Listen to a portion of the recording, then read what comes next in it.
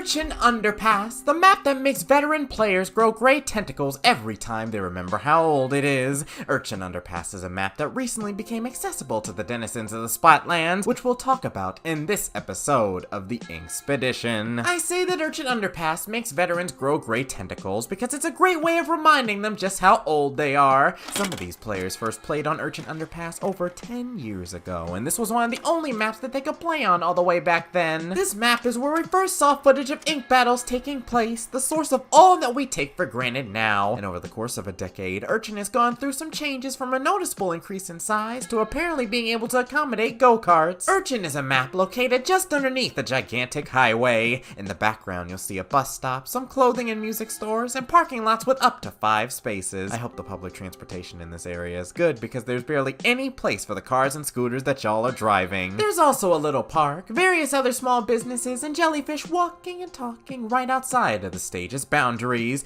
Are you really gonna push that baby around the arena where guns, bombs, and mini nukes are being used instead of the park across the street? When spawning in, you'll have 3 different routes that are presented to you. Normally I hate unpaintable walls like the bubonic plague, but here they actually give your team some much needed space. In the original, it was possible for the enemy team to walk all the way up to your spawn point using the ramps and paintable walls. If one team was vastly better than another, this would be an instance where the inferior team just couldn't leave their base. Now once you spawn in, as long as you monitor this wall, you'll have an area to recuperate and plan how to get back into the fray. If you jump back to the core of your base, you can actually walk along the top of these walls, which puts you at a safe distance from anything with less range than a splatter shot. For backliners, there's a couple of places that you can position yourselves on this map. One is this alleyway where you have several vantage points over the middle. In the very first version of this map, this place was hardly the width of 2 splatter scopes, and you only had one place to peek out from. But now the area has been massively expanded with more openings in the walls where you can shoot. There's also positions in the map's court and on the right side of your base if the enemy players are too far from your alley. I have to say, for connoisseurs of calculation like yours truly, these positions really help me map out the battlefield. The view really is beautiful from up here, isn't it? It's even more beautiful when the people below you don't realize that you can see them.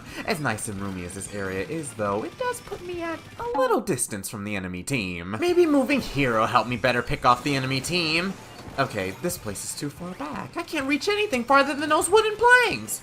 Anything closer is fair game, though. You know, I think this place is the perfect spot for me. Not too skewed over like the left side, and not too out of the action like the right side. Smack in the middle so I have plenty of room to move around while still catching you at your most vulnerable. Well, well, well, I never saw the day we'd be back to this. Yeah, after all those months of coming up with excuses for the rest of the crew, it's nice that everything's back to normal and we can continue the Inkspedition. Now, Alpha didn't coerce the boss into doing another Inkspedition because this is a new map, right? No, it was all the boss's idea, actually. During the 4 months since he was revived, he's had time to learn about himself, who he is, and what he likes without Alpha's restrictions. Those two actually had a very nice conversation.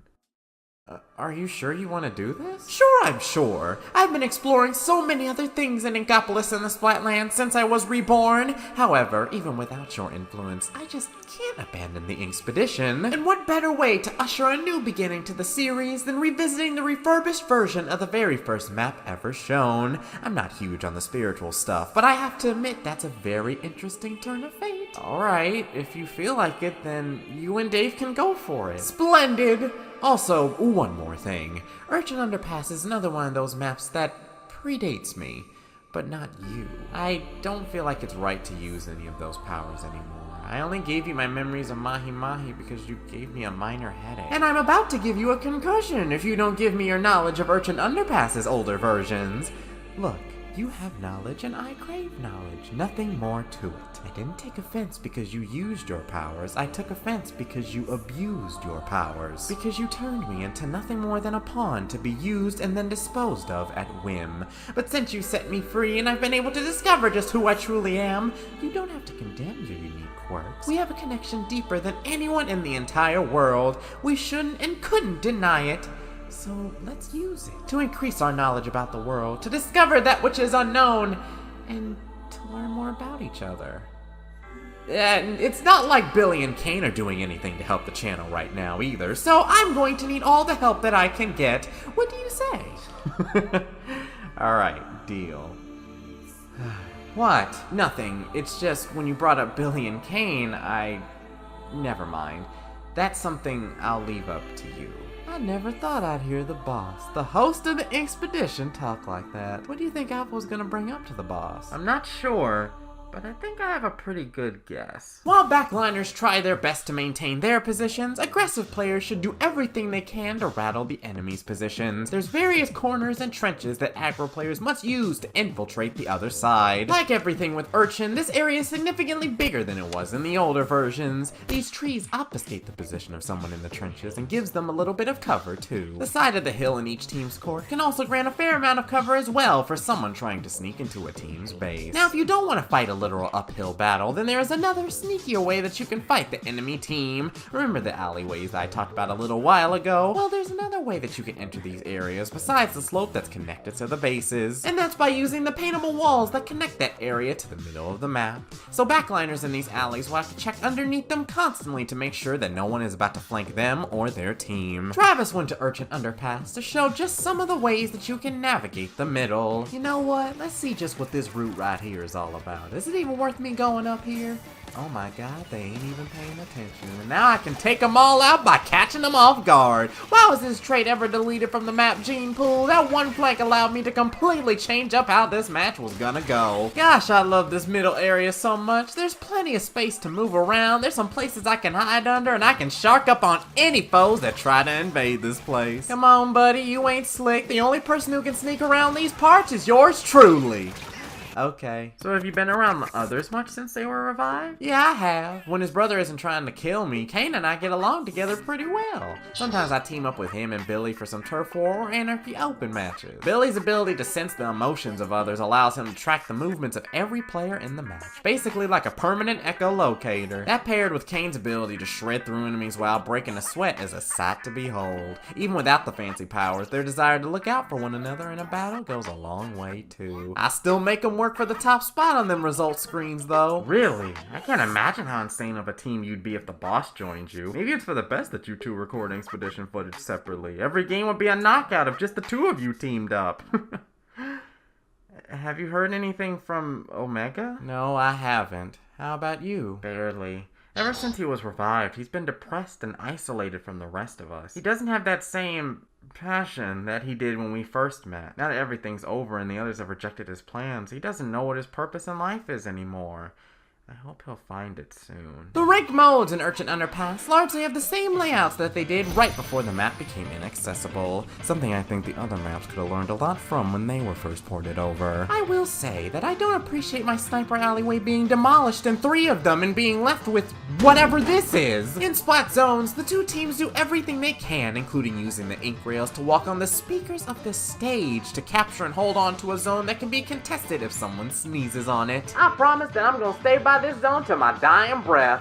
Ooh, I'm glad I killed that boy before he became a Kraken. One of them things can cover a 1/4 of this zone by itself. In Rainmaker, after making it to the fairly easy checkpoint, only 24 ticks away from the center of the map, you have to endure a barrage of bullets from the enemy team with the high ground in order to knock out the game. You're probably going to die anyway, my friend, but you probably could have gotten up there faster if you just used the paintable wall. Gosh, how are you supposed to reach the podium on this map when this is the only way you can go? At least now we can squid roll and cut down the time a little bit. Back then, there wasn't even that. In tower control, the tower can help elevate you to some useful positions where attackers can go straight into the enemy base. You shouldn't have allowed us to get this far because we ain't ever getting out now. But I look forward to seeing just how much you rascals will put up a fight before we knock this game out. And in Clam Blitz, there's only one area to score the power clam, and it is right here. The devs didn't want to give us too many alternate routes because they probably thought it would send us into shock after being deprived of them for so long.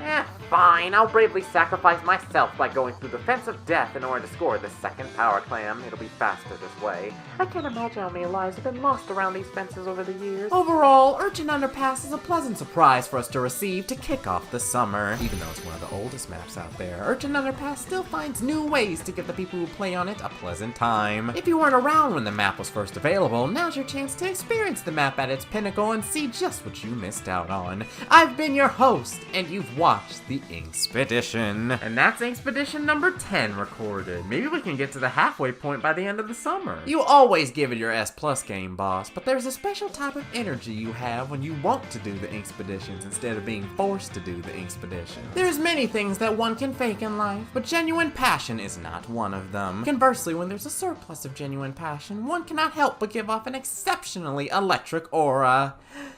Now, you guys go on ahead and pack everything up. I'll join you in a bit. I just want to take in a little more of this map to myself. Sounds good. Come on, Travis. Let's help out the rest of the crew. So are you going to stand back there all day or what? You shouldn't be able to. How'd you know I was here? The breeze hitting the back of my neck felt different for the past few seconds. Also, I'd know the sounds of those skipjack work boots anywhere. You do know that the tongue isn't supposed to be folded over the shoe like that, right? I don't understand.